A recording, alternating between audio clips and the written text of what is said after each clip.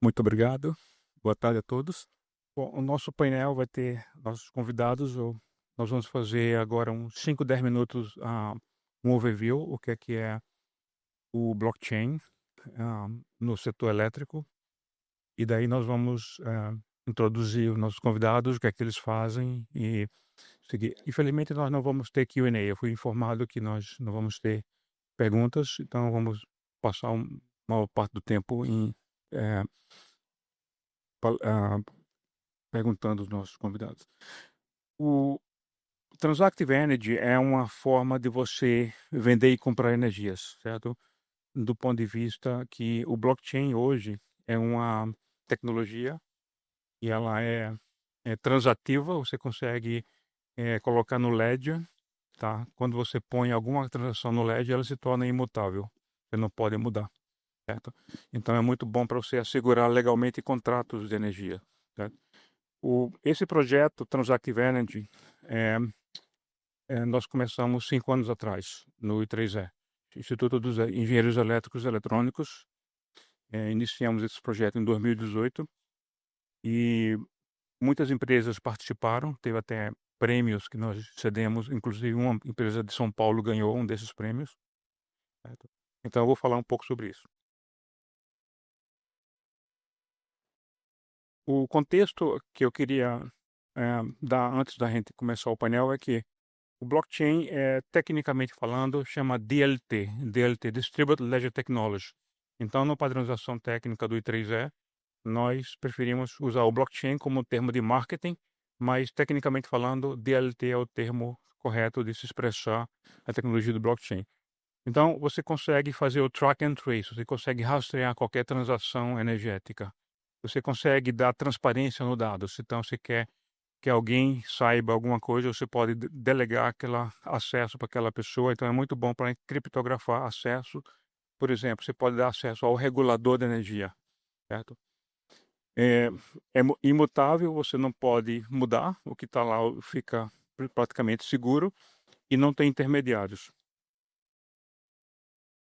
O conceito de Transactive Energy já vem sendo visto muito tempo pelo I3E, principalmente o PES, Power Energy Society do I3E, tem criado bastante eventos em PS, em Transactive Energy, basicamente focado em automação, analíticos e mecanismo de marketing, de mercado.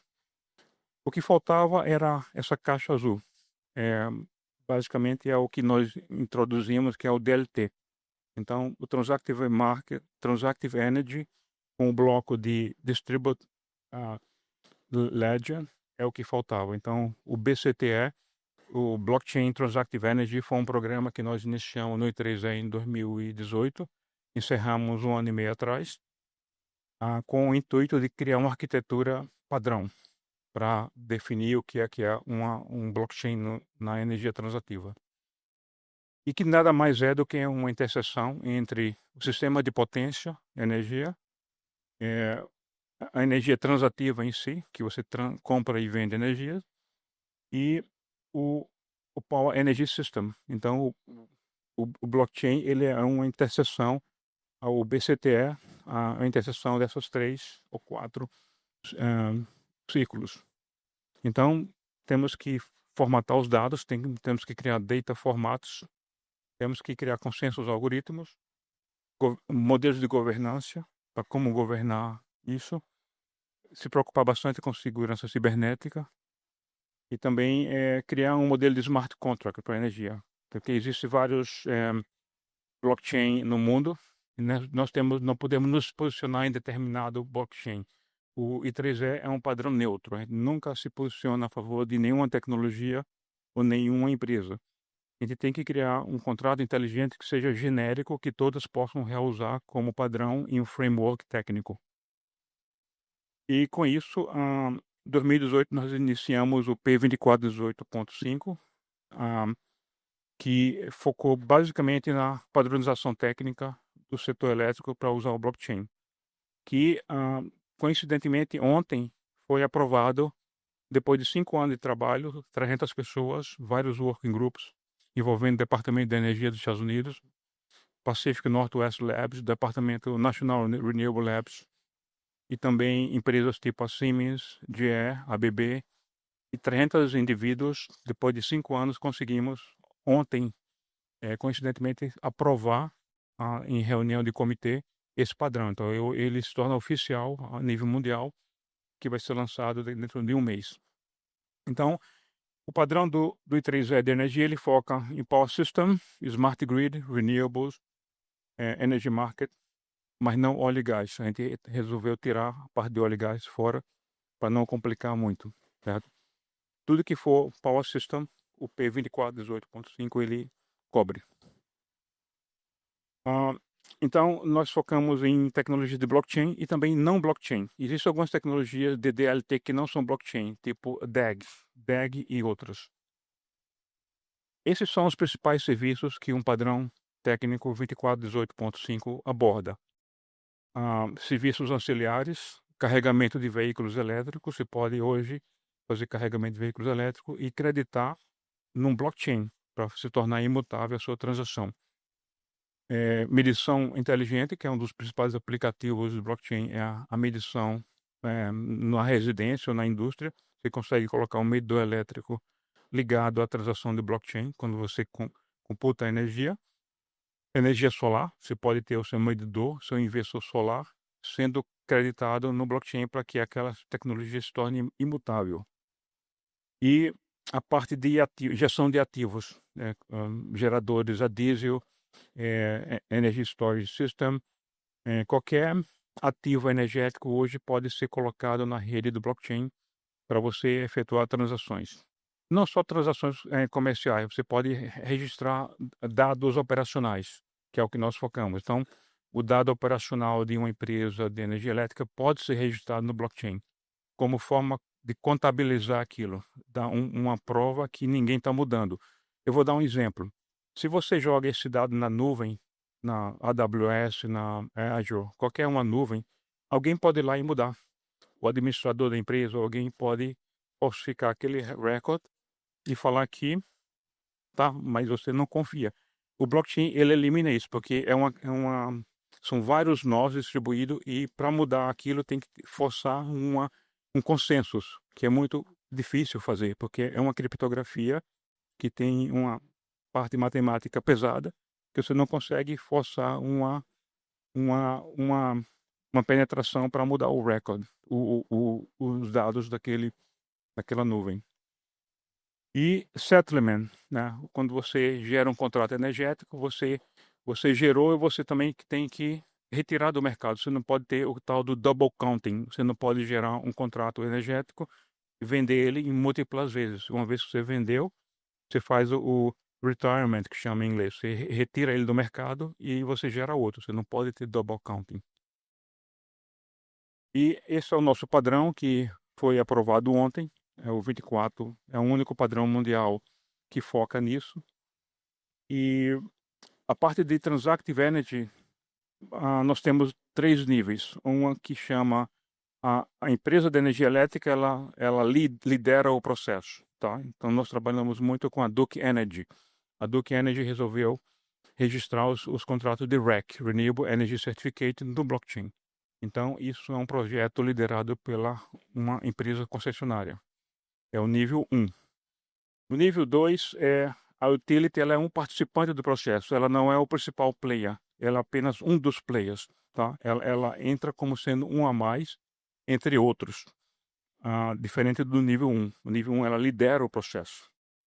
E o nível 3 a gente chama peer-driven. Então, os consumidores e os reguladores e as empresas elétricas e as empresas de serviços, todas elas participam em comum. Então, é peer-driven, tá? Então, são 3 níveis hierárquicos de você criar um modelo transacional. E aqui está, de certa forma, a arquitetura que nós criamos, que vocês observam que tem residências com painéis solares, com medidor. Você pode, a sua energia excedente, você pode disponibilizar no marketplace, como um trading, tá? Como você compra ações no mercado, você pode também comprar energia. Então, as que têm excesso, elas vendem, e as que precisam comprar, elas vão lá no mercado e compram. Tem bids. A cada 15 minutos você faz um bid e você consegue, então, fazer um fluxo de quem tem com quem precisa, e essa contabilização é feita no blockchain. Então, existe um padrão. E com isso você põe os reguladores, caso o regulador precise observar isso, você dá um acesso de observador apenas, ele não atua, ele apenas observa. E também os provedores de serviços, tem vários provedores de serviços que podem ajudar. E basicamente é uma arquitetura modular, ela não é focada em nenhuma empresa, ela é bem genérica. Tem os oracles, que são entidades que podem fazer transações com o mercado financeiro e captar dados, que a gente chama os oracles, que são external player, que se conectam. E aqui, acho que é o último slide, mas mostra a ideia que você pode conectar veículo elétrico, residência, empresas comerciais. Então, esse é um modelo que vai ser no futuro. Tem muita questão regulatória ainda, certo? Mas a tendência é que o blockchain ele se torne um elemento indispensável no setor elétrico, certo? No setor elétrico. Então, ah, já estamos há 5 anos com esse projeto e agora é que está realmente tendo frutos de entrar em modelos comerciais. Então, é isso. Eu gostaria agora de que nossos colegas se apresentassem. Gentileza. Olá. Meu nome é Marlison, sou o fundador e CEO da Transfero. A Transfero é um grupo que entrega uma infraestrutura global para pagamentos, focada em blockchain e entregar ativos reais no meio digital. Então, oferecemos serviços e produtos financeiros no meio digital, permitindo que Brasil, Argentina, Chile, Europa, Ásia transacionem entre si sem a necessidade de ter tanta fricção financeira utilizando serviços tradicionais. De maneira mais simples, digitalizamos as moedas locais e permitimos que elas sejam trocadas em ambiente digital, facilitando a troca de valores entre moedas. E aí, nesse modelo que o professor Carlos trouxe, em algum momento você precisará comprar ou vender energia. A moeda de troca será digital. Então, no Brasil, poderemos utilizar o BRZ, a nossa stablecoin, 1 para 1 com real. Se fosse nos Estados Unidos, poderíamos utilizar o Tether como a moeda de troca. My name is Giv Zangare, VP of Energy and Data Centers at Tether. Tether is the world's largest issuer of stablecoins. Our product is called USDT. That stands for USD token Tether. We have currently $156 billion of tokens issued, and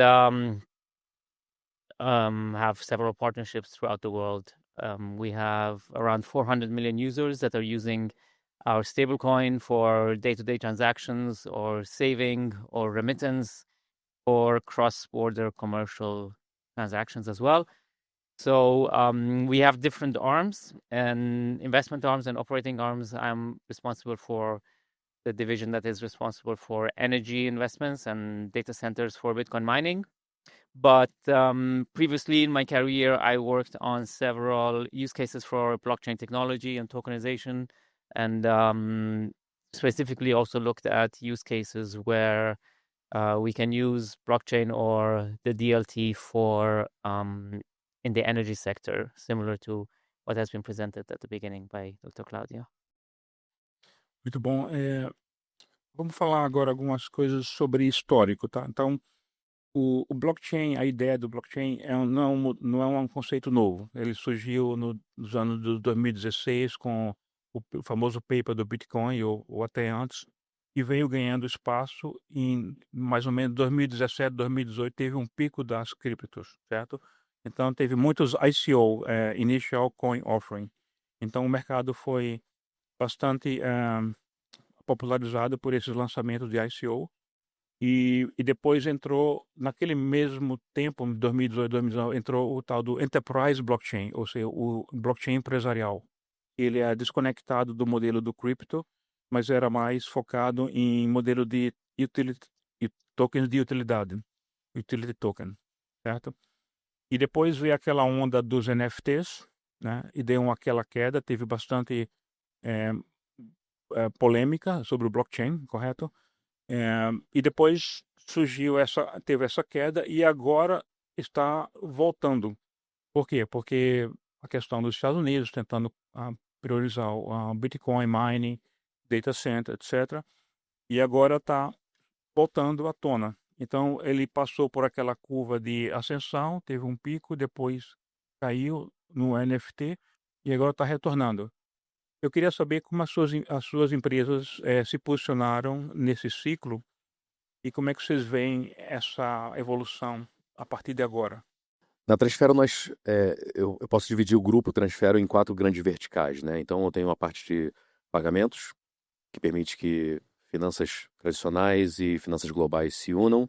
Tem um lado de investimento, onde nós possuímos alguns fundos e portfólios que permitem que geremos um valor ou um resultado maior do que o mercado tradicional.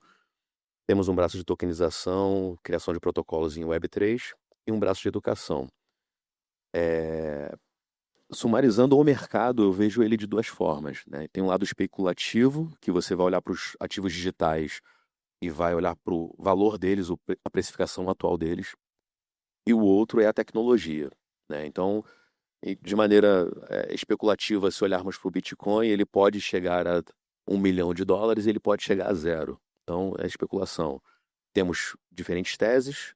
Eu, particularmente, sou muito pró-cripto, então eu tenho muitos investimentos em cripto e nenhum investimento em banco tradicional. Essa é uma coisa minha. Do outro lado, quando nós olhamos a parte de tecnologia, nós ainda não entendemos quantas e quais soluções serão utilizadas no nosso dia a dia. Então, quando você vê que ontem foi aprovado aqui um padrão energético que utiliza blockchain para que você possa fazer o tracking, monitoramento, validação, compra e venda de energia, isso permite que outras soluções sejam criadas em cima desse padrão. E isso não existia até ontem, gente. E nós não sabemos o que acontecerá nos próximos 2 anos. O que eu acho que todos devemos ver não é apenas nos posicionarmos enquanto empresas, mas enquanto usuários, é entendermos para onde o mundo está nos levando. Então, se você pensar nos adolescentes, já existem ambientes de metaverso em que eles estão transacionando entre eles e eles estão comprando e vendendo itens, e você e eu, às vezes, estamos fora desse ambiente. Os nossos filhos e netos não entrarão numa agência bancária. Possivelmente, o seu filho ou sobrinho possui um amigo lá na Ásia e que eles trocam moedinhas dentro de algum jogo e essa moedinha pode ser trocada por uma moeda local. Eu acredito que a nossa visão ela precisa ser muito mais em casos de uso. Precisamos entender como entrar neste mercado de uma maneira prática, no dia a dia, porque daqui a 2 anos o mundo será outro. E o padrão foi aprovado ontem. Daqui a talvez 30 dias você poderá comprar pacotes de energia para poder revendê-lo no marketplace. E qual será a moeda de troca? Possivelmente será o BRZ, uma stablecoin real, já que você está aqui no Brasil, ou será o Tether se você estiver nos Estados Unidos. Isso permite que outras pessoas no mundo possam trocar energia agora. Então, olhem para o lado especulativo, sim, é um possível investimento a longo prazo, porém, vocês precisam olhar para a tecnologia e o que ela está entregando. Tá? So Tether was born in 2014 as an additional means to transact the US dollar. So in that sense, we have been, of course, also to a certain extent impacted by the waves that you mentioned. But at the same time, since we did not create a crypto asset, which is like the ICOs, as you said, or NFTs that come with a certain hype and interest from the market that then goes away again, what we created was a new way to transact the US dollar. Our story was much more impacted by real world, so say real world, like geopolitical events that impacted the perception of people about money and the US dollar. So, for instance, we had a steady growth for 6 years from 2014 until 2020, but then in 2020 with during the COVID, we had an explosive growth, and that had to do with the fact that many countries around the world started to print unlimited amounts of money, and many countries in the world started to see very, very strong inflation, such as Turkey, Argentina, Georgia, even Brazil to some extent, Nigeria. So basically what we usually call the global south or the developing world. And that's where we saw a very, very strong adoption in USDT, our token. So in that sense, let's say our story was a little bit separate from the typical cycles that you mentioned. But at the same time, yeah, we do see that, for instance, in our case, the use of blockchain technology has always been important for the usage of our product, which is the US dollar token. And we see that is also like becoming an important infrastructure, financial and technological infrastructure in the world for transacting very fast and very cheap in anything. It can be, as you mentioned, maybe some energy backed tokens, or in our case, just a real world asset such as the US dollars. But the hypes that you mentioned, as you said, like we had the ICOs and then we had the NFTs and all of these things. It's in the Bitcoin space, we usually say Bitcoin is a signal and everything else is the noise, because they come and go, and we see Bitcoin just continues to gain adoption, continues to gain value, and that has other fundamental reasons for it that we can discuss or not discuss in this panel. Muito obrigado, thank you.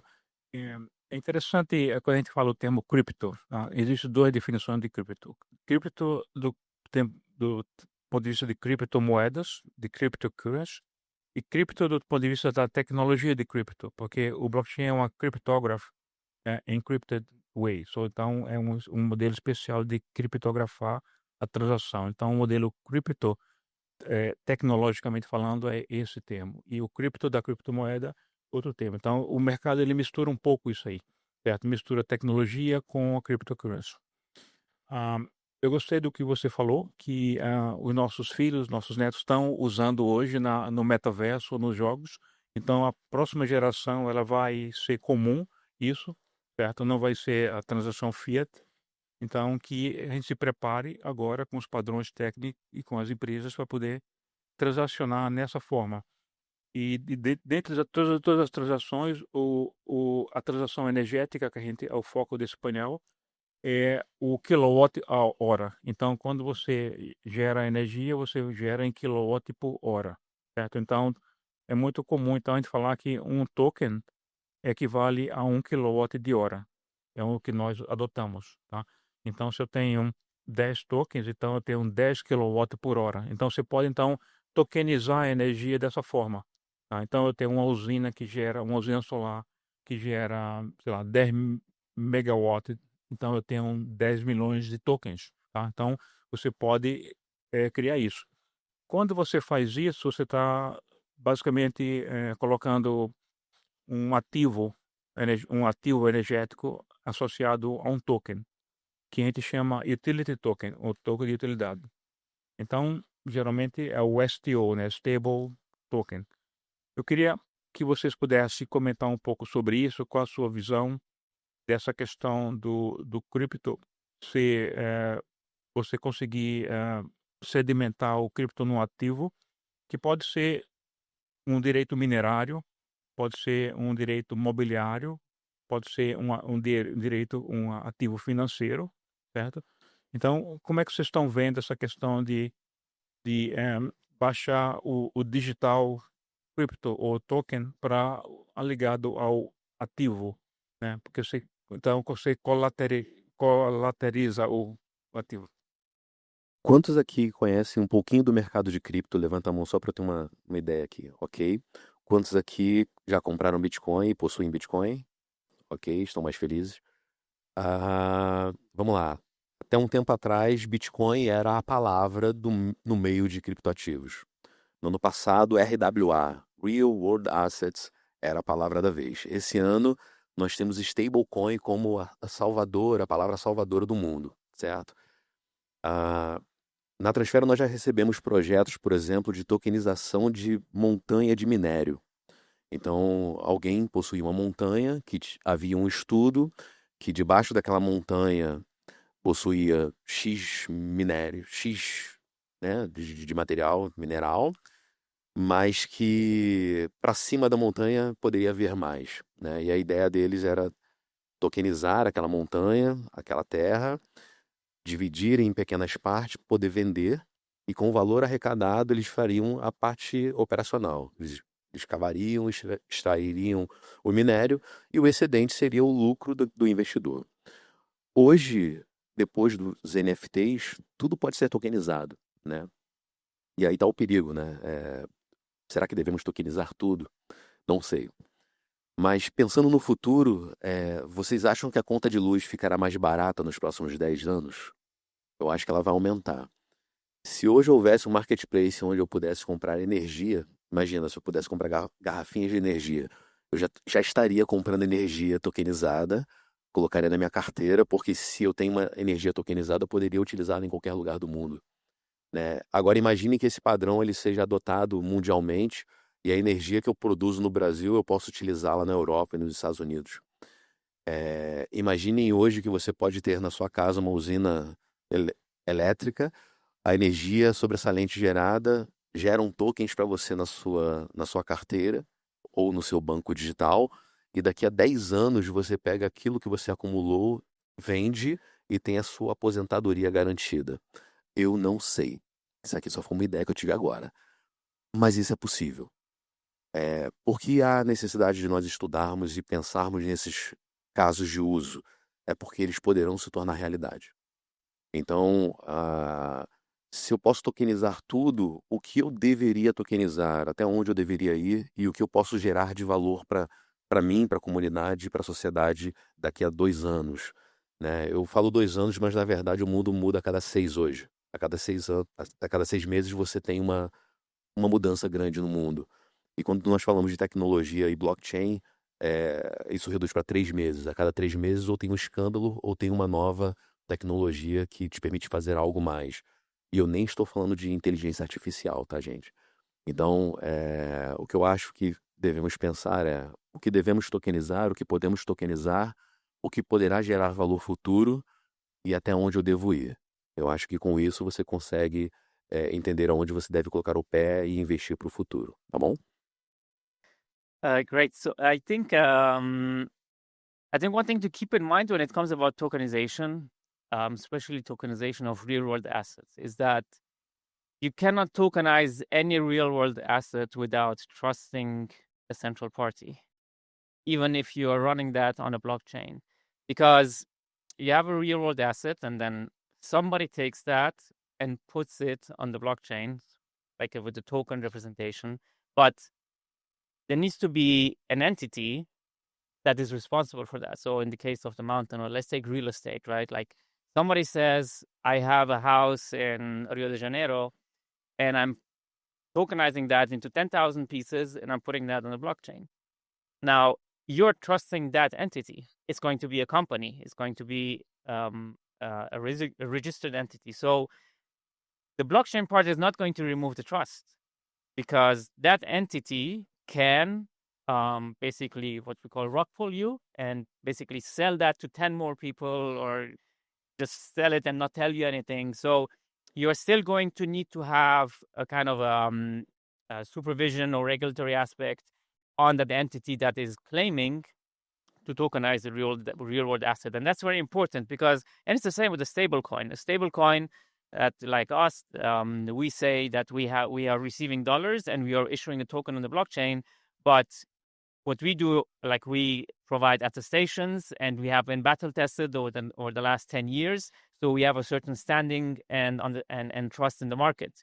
But that is something that is very dangerous when it comes to tokenization of assets, that you're still going to require to trust a central party. And that is quite important to remember. So not to have any illusions. And then the other aspect about energy, I think, is quite interesting because you can basically have, as you mentioned, you can have a token that represents energy produced, but that token doesn't actually hold the energy, right? Like I can say, okay, I produce 1 kilowatt hour of energy and I'm producing, or some kind of a system is producing a token that says that I have produced 1 kilowatt hour of energy, but that token doesn't hold the energy. So if I sell it to somebody else anywhere, it's not like he can then put it somewhere and it's going to produce electricity for him. So the physical concept of energy is not like transferred through the blockchain to somewhere else. You just have a tokenized representation, and then you can argue what that value is, right? Like one of the interesting use cases maybe is going to be more on the side of like a green certificate, right? So you say, okay, I have produced 1 kilowatt hour of solar power.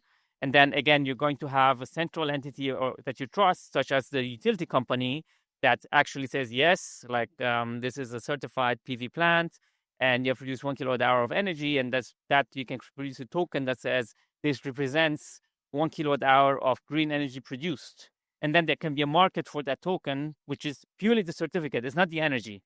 So I think that's also just to keep in mind. But I think these are probably interesting use cases.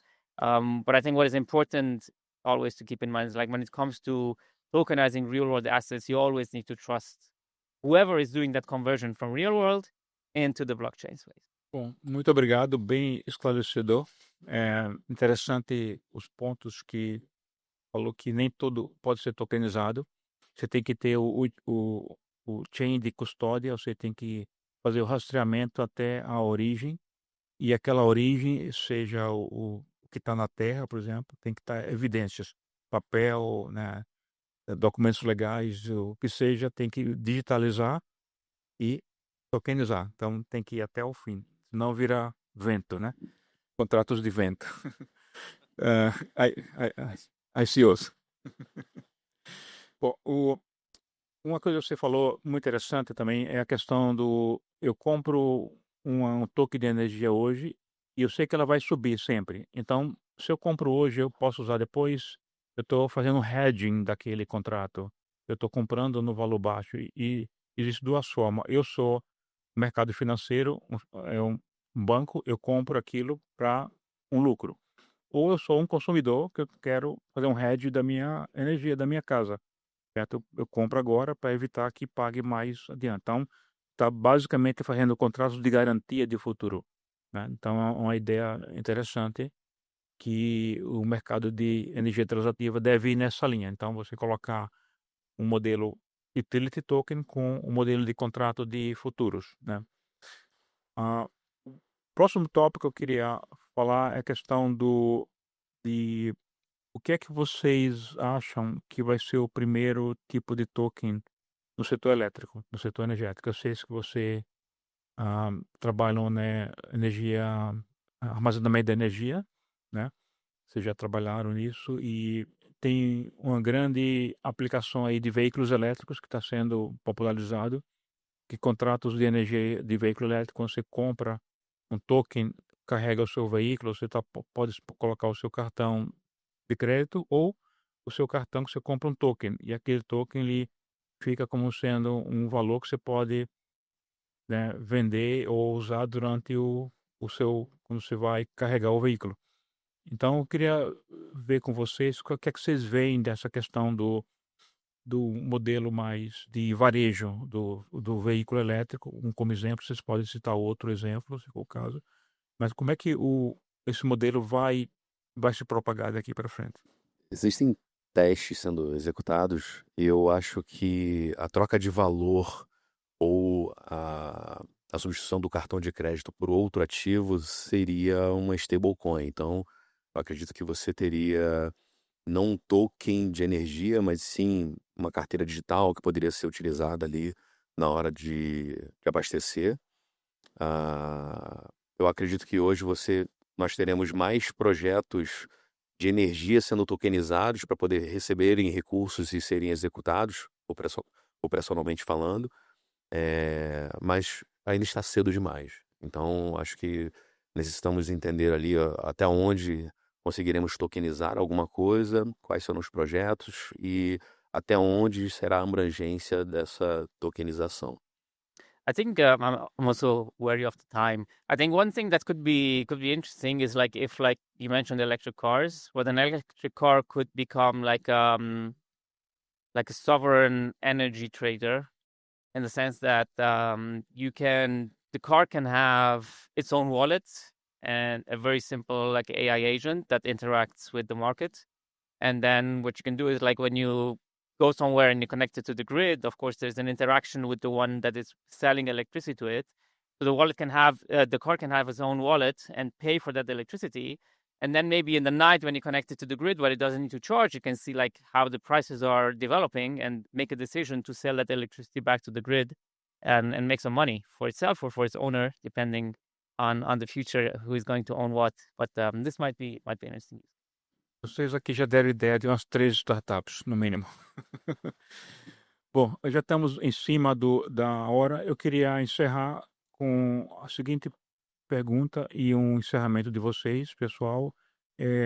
O que é que vocês acham que vai ser a aplicação ou o serviço que a sua empresa pode atuar nesse setor que tem uma prioridade máxima para vocês como CEO de empresas? O que é que vocês vê na frente? O que é que vocês gostariam de fazer ou estão fazendo agora? E aí vocês encerram com alguns comentários, por gentileza. O nosso foco o foco da Transfero é prover liberdade financeira, principalmente para países emergentes. Então, uma das coisas que nós primamos e tentamos resolver é justamente a parte de transações internacionais de maneira facilitada para países que têm muita dificuldade em se conectar com o globo, né? Então, falando de matrizes energéticas, nós poderíamos utilizar a infraestrutura da Transfero para fazer o funding de projetos de energia no Brasil e receber esse investimento de fora do Brasil. Então, vou dar 2 exemplos aqui. Imagine você recebendo investimento no Brasil de uma empresa na Rússia, da China, na Índia, ou até mesmo de você como brasileiro investindo num país de matriz energética lá na África, não sei. Mas o papel da Transfero é justamente facilitar essa transação, transformar um real em dólar, em euro, ou receber esse dólar ou euro ou Tether e conseguir te entregar um Pix na conta bancária. Esse é o básico que a Transfero faz, tá? Em termos de futuro, nós temos, não só na parte de educação, na parte de investimento, projetos que visam entregar mais liberdade e acesso e fazer com que empresas tenham liberdade e acesso a oportunidades que elas geralmente não têm. Então, se vocês precisarem de ajuda, tanto para a parte de funding, trazer investimento de fora, se vocês estão travados com algum processo bancário, possivelmente eu consigo ajudar vocês na parte digital, tá bom? So our focus is mainly on financial inclusion, especially in the global south. So I think what we are focusing on and promoting a lot is, and it has had a very strong organic growth, but it's basically to allow anybody, any individual anywhere in the world, no matter how much or how little wealth they have access to stable financial rails and to stable currencies, or at least options on the currencies, which helps ultimately to improve their standard of living and allows them to have access to certain services. I think that's our immediate goal. And in the medium term and long term, we are very bullish on Internet of Things having also financial sovereignty. So as I mentioned before, it can be devices that can make their own financial decision. And I think it can make life easier also for consumers and create a new type of consumer actually for the market that can then provide services to many different individuals. Aprendemos bastante. Infelizmente nós não temos como fazer o Q&A da plateia. Queria só agradecer os nossos panelistas e uma salva de palmas para eles.